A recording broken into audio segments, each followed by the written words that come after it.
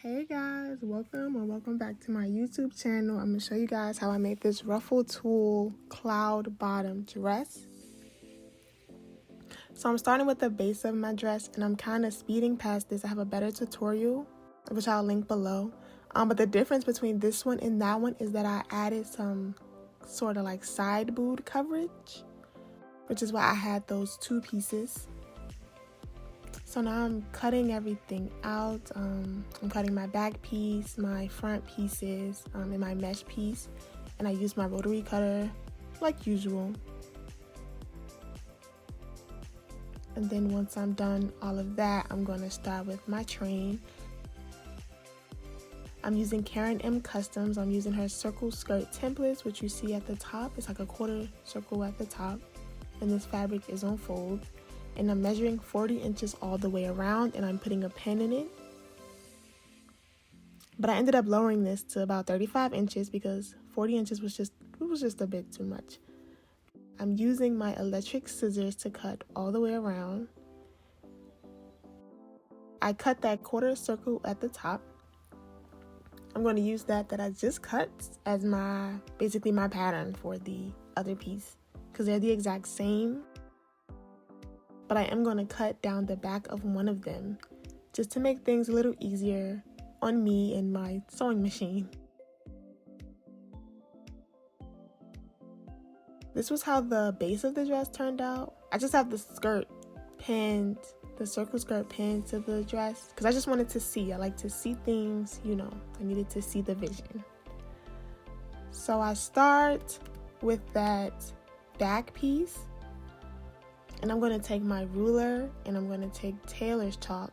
For the purpose of this video, I used blue chalk, but for the most part, I used like yellow. And I wanted my ruffles to start 1 inch from the bottom and I wanted them to be 3 inches apart. So I'm marking 1, 4, 7, 10, 13. And then I move my ruler back and I mark 1, 4, 7, 10, 13. And I just continue this process all the way around the skirt and I'm following that curve that it has. And then once I'm done with that, I just move to the top and then there I mark 3, 6, 9, 12, 15 because they're still 3 inches apart. And this is how that turned out. And my tool, I got this off of Amazon. It was like a bolt and I think my bolt was 54 inches, but I wanted my tool pieces to be 6 inches wide, which is what I'm marking now. And then I'm going to take my electric rotary cutter and just cut that tool.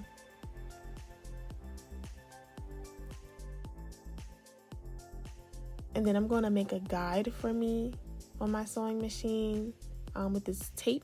I use this method pretty often.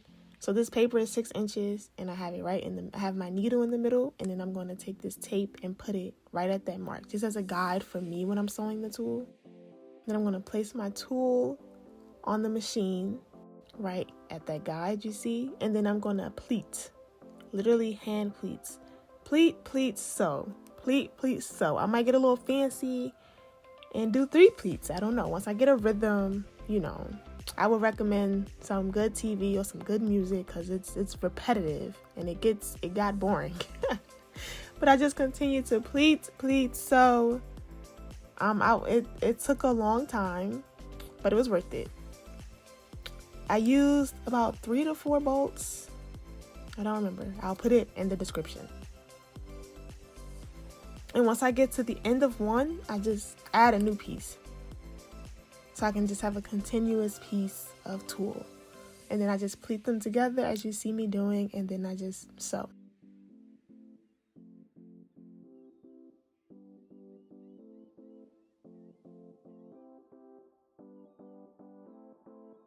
And this is how my tulle was looking. And then to attach my tulle to the skirt, I'm going to take exactly where I just stitched. And I'm going to take that piece and put it on the middle of my chalk, which you see me doing now, and I'm flattening it out. And then I'm going to sew a stitch right on top of the stitch that I just did, which you see me doing now. I think I have my stitch length about 2.5-ish, close to 3. but I'm just going to do a straight stitch. If you don't sew right on top, it's fine because the ruffles cover it anyway. But that's what I, try my best to do.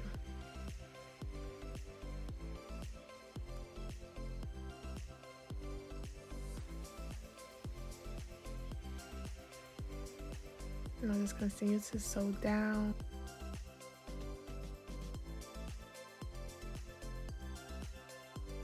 And right here I had I'm sewing my second piece, but I would recommend having the tulle facing out because you don't want all that tulle bunched up inside your machine. So this is my first 2 rows that I did. But you can see I have it to the left of the machine, and then, this is how you should do it. So this is my back piece. This is one of my back pieces, and I'm going to take my second back piece and I'm going to lay it right on top. And I'm going to pin exactly where I had just cut earlier. I'm going to pin down the side, and as I'm pinning, I'm kind of stuffing the tulle, inside. And I'm going to pin all the way down. And once I do that, I'm going to take it to my sewing machine. I think I did a zigzag stitch, and then I serged right on top of it. And it's very bulky, so it might take a while. Take your time. So that's my front piece now, and I'm going to take that back piece that I just sewed the 2 pieces together, and I'm going to lay it right on top of each other.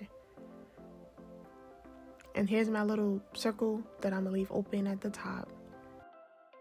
I'm going to sew down those side seams. I did not gesture correctly on the other side, but again, I have a video where it's more clear. And then I'm just doing a zigzag stitch here too, and then I also take it to my serger.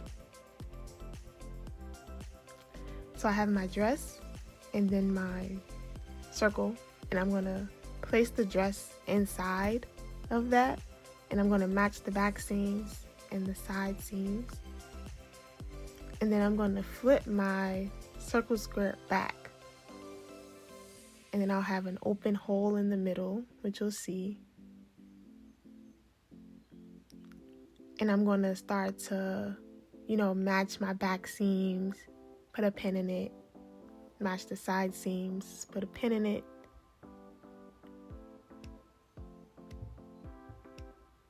And then I just start to pin.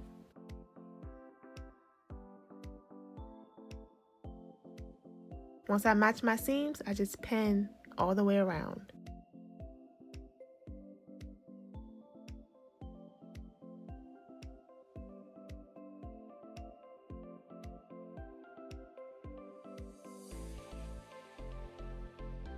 And then once I'm done pinning, I'm just going to sew around that circle.